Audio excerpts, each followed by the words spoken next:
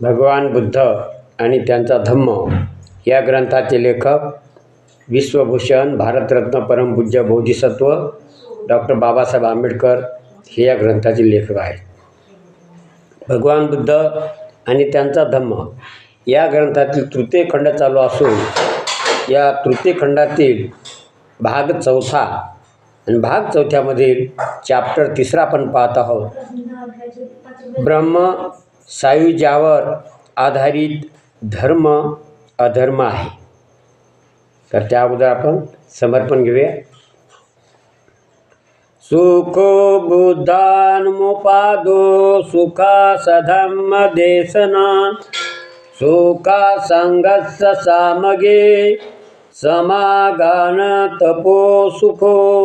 सुखद बुद्धाचा जन्म, सुखकर सद्धम्मोपदेश, सुखकर संघैक्यता, सुखद समूह तपस्या. धम्मपद बुद्धवग्गो 14:194. तर आजच्या भागाला आपण आजच्या व्हिडिओला सुरुवात करतो. ब्रह्म सायुज्यावर आधारित धर्म अधर्म आहे. जेव्हा भगवान बुद्ध आपल्या धर्माचा प्रचार करीत होते तेव्हा एक सिद्धांत प्रचलित होता. त्यास वेदांत असे म्हणत. ह्या सिद्धांताची तत्त्वे थोडकी व सरळ होती.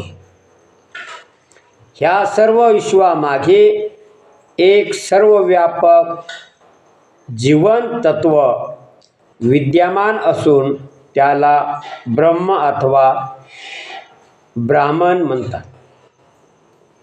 हे ब्रह्म एक वास्तविकता आहे. आत्मन आणि ब्राह्मण एकच होत. आत्मा आणि ब्राह्मण एकरूप करण्याचे माणसाला मोक्ष मिळतो. हे या सिद्धांताचे दुसरे तत्व आहे.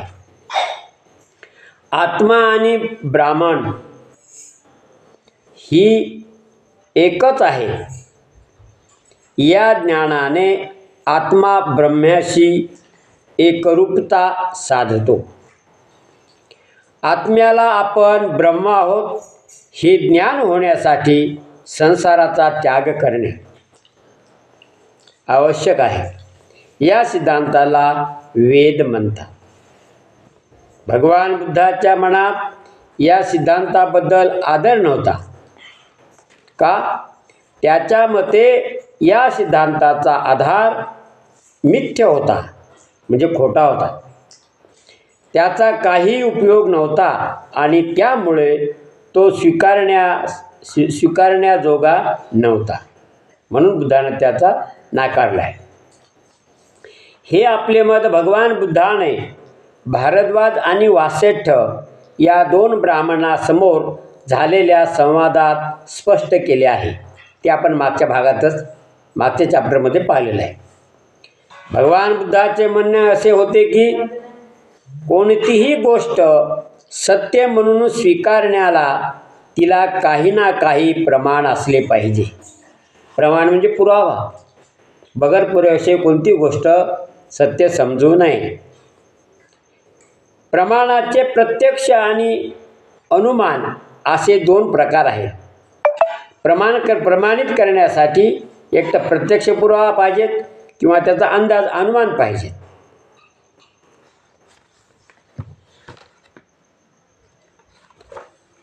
भगवान बुद्धाचा प्रश्न असा होता, कोणी ब्रह्म प्रत्यक्ष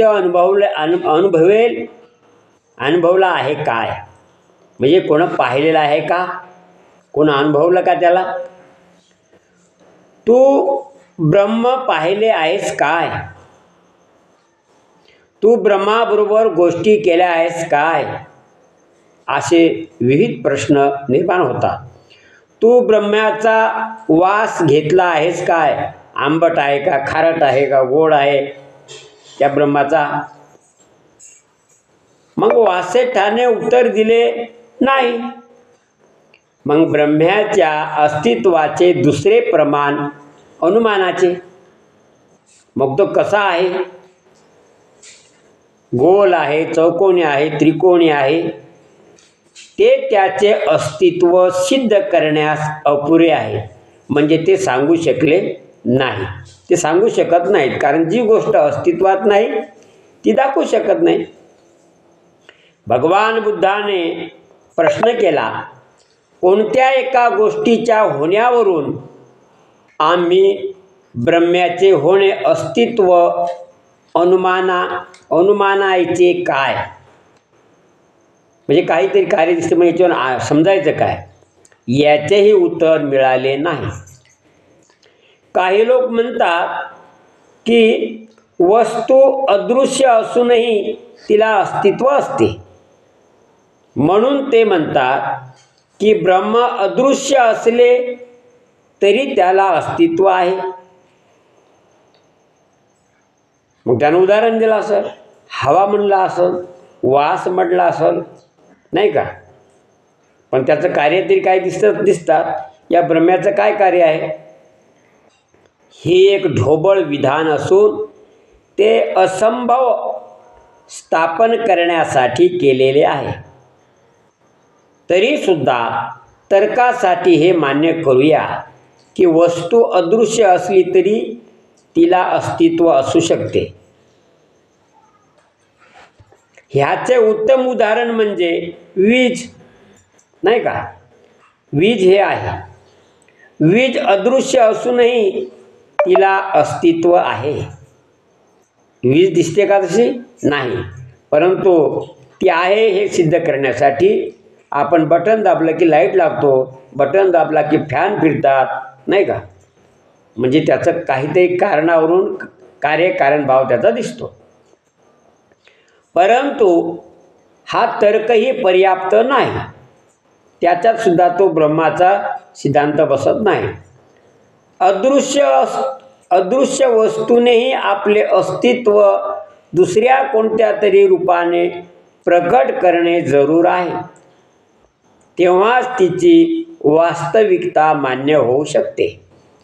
परंतु जर अदृश्य वस्तू दुसऱ्या कोणत्याही रूपाने आपले अस्तित्व प्रगट करू शकत नसेल तर तिचा वास्तविकता मान्य होऊ शकणार नाही.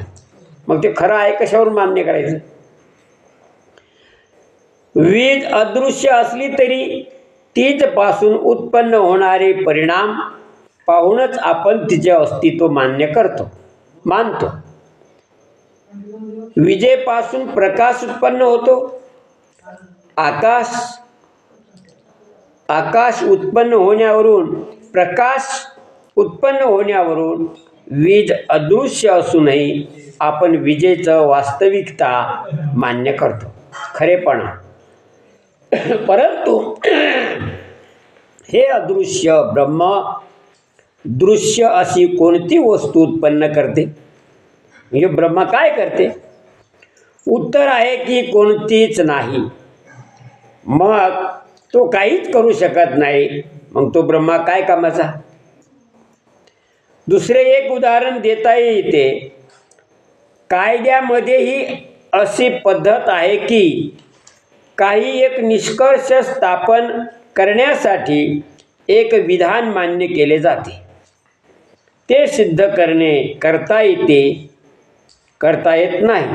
ते केवळ कायद्यातील कल्पना असते आणि आपण अशा कायद्यातील कल्पनेला मान्यता देतो. पण आपण अशा कायद्यातील कल्पनेला का मान्यता देतो? कायद्यातील कल्पनेला मान्यता देण्याचे कारण या मान्यतेपासून न्यायाशी सुसंगत असे उपयुक्त परिणाम संभवतात हे आहे. म्हणजे त्याच्यातून त्याचं कार्यकारण तो दाखवतो. ब्रह्म ही सुद्धा एक कल्पना आहे. परंतु त्यापासून कोणते उपयुक्त परिणाम संभवतात? असं काय आहे का उदाहरण त्याचं? वासेट्ट आणि भारद्वाज यांच्याजवळ काही उत्तर नव्हते. ते स्तब्ध होते आणि ते चूप राहिले. आपली विचार प्रणाली त्यांना पूर्ण ग्रहण करता यावी म्हणून वासेठ्ठाकडे वळून तथागताने विचारले, तुम्ही ब्रह्म पाहिले आहेस काय? तुम्ही ब्रह्म पाहिले आहे काय? तीनही वेद जाणणाऱ्या त्या ब्राह्मणामध्ये एकतरी ब्राह्मण असा आहे काय की ज्याने ब्रह्म प्रत्यक्ष समोरासमोर पाहिला आहे? नाही गौतमा, निश्चितच पाहिलेला नाही. त्या तीनही वेद जाणणाऱ्या ब्राह्मणाच्या एका तरी गुरुने ब्रह्म प्रत्यक्ष समोरासमोर पाहिला आहे काय? नाही गौतमा, मग निश्चितच पाहिलेला नाही. मग वासेठ, त्या ब्राह्मणांच्या 7 पिढ्यात एक तरी ब्राह्मण असा झाला काय की ज्याने ब्रह्म समोरासमोर पाहिले? नाही गौतमा, निश्चितच पाहिलेला नाही. ठीक वासेठ, ब्राह्मणाच्या पुरातन ऋषींनी तरी असे म्हटले होते काय की आम्ही ब्रह्म जाणतो, आम्ही ते कुठे आहे, इथे आहे की तिथे आहे ते पाहिलेले आहे, असे एखाद्या तरी ऋषीनं? नाही गौतमा, नाही. तथागत त्या 2 ब्राह्मण तरुणांना प्रश्न विचारित राहिला. मग वासेठा, तुला असे वाटत नाही काय की यावरून त्या ब्राह्मणाच्या ब्रह्मसायुज्यांच्या गोष्टी मूर्खपणाच्या थापा होत्या, असं वाटत नाही काय? भगवान बुद्धाने त्याला प्रश्न केला त्या दोघांना. वासेठ्ठ म्हणतो,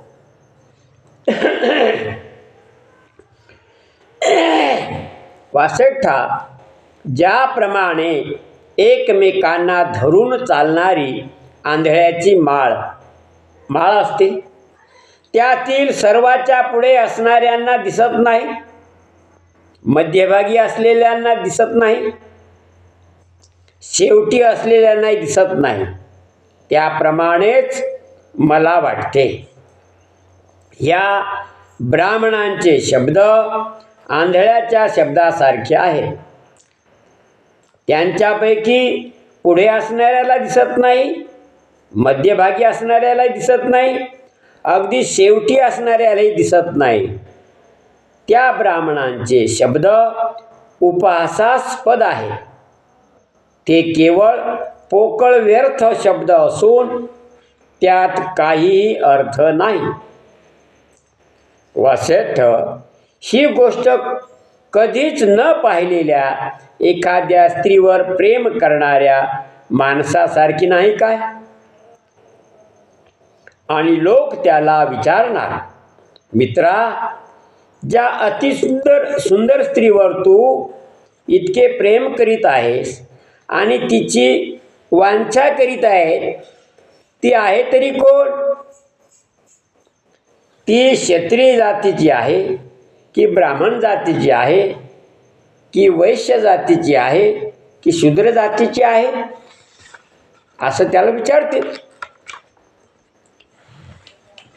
आणि जेव्हा लोक त्याला असे विचारतील तेव्हा तो नाही असेच उत्तर देणार.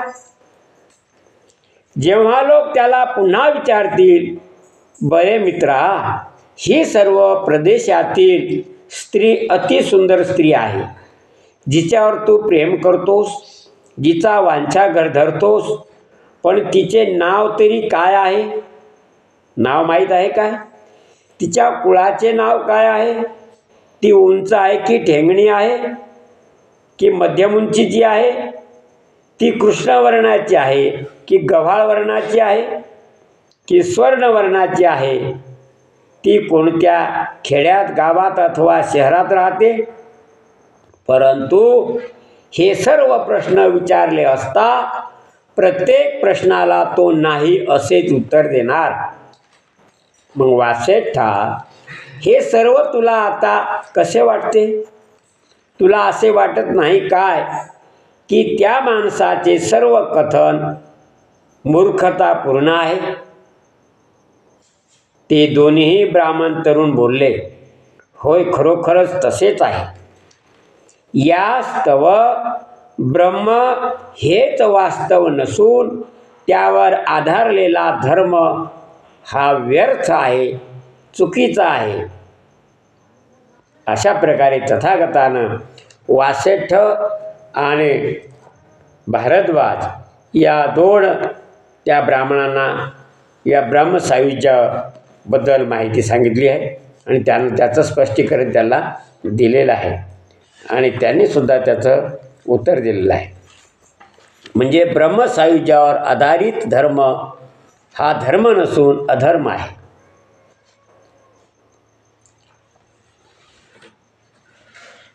तर अशा प्रकारे आजचा चॅप्टर इथं संपलेला आहे. उद्या आपण आत्म्यावरील विश्वास हा अधर्म आहे उद्याच्या पार्टमध्ये पाहूया. तोपर्यंत सर्वांचं मंगल हो, सर्वांचं मंगल हो. जय भीम, नमो बुद्धाय. मित्रांनो, भगवान बुद्धाचं तत्त्वज्ञान आपण प्रत्येक माणसानं, एका माणसानं दुसऱ्या माणसाकडं ट्रान्सफर करावं, सांगावं आणि आपणसुद्धा भगवान बुद्ध आणि त्यांचा धम्म हा ग्रंथ वाचावा आणि त्यामधून खरा बोध काय आहे हे समजून आपण अत्तदीप व्हावं. अत्तदीप व्हा म्हणजे स्वतःचा दिवा स्वतः लावा. म्हणजे बुद्धीचं काम, आपल्या बुद्धीचं काम आपण करा. जेव्हा ते भगवान बुद्ध आणि त्यांचा धम्म वाचाल तेव्हा तुम्हाला प्रत्यक्ष अनुभव घ्या आणि मग स्वतः आचरणात आणा आणि दुसऱ्याला सांगा. चला, आज आपण इथे थांबूया.